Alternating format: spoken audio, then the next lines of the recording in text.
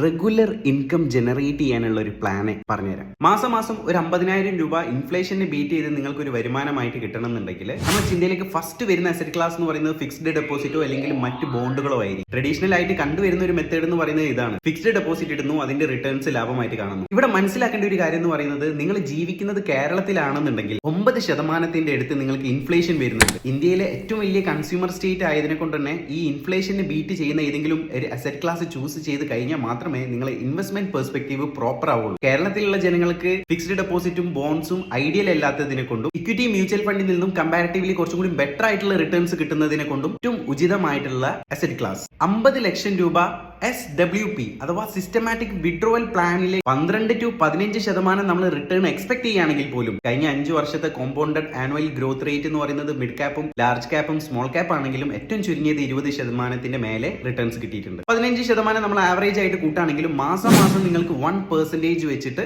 മരണം വരെ റെഗുലർ ആയിട്ടുള്ള ഇൻകം റെഗുലേറ്റഡ് ആയിട്ടുള്ള മാർഗത്തിൽ മരണം വരെ ലഭിക്കും. ഓൾറൈറ്റ്, ഈ വീഡിയോ നിങ്ങൾക്ക് ഇഷ്ടമായിട്ടുണ്ടെന്നുണ്ടെങ്കിൽ റെഗുലർ ഇൻകം ആഗ്രഹിക്കുന്ന നിങ്ങളുടെ ഫ്രണ്ട്സിനും ഫാമിലീസിനും ഈ വീഡിയോ അയച്ചു കൊടുക്കുക.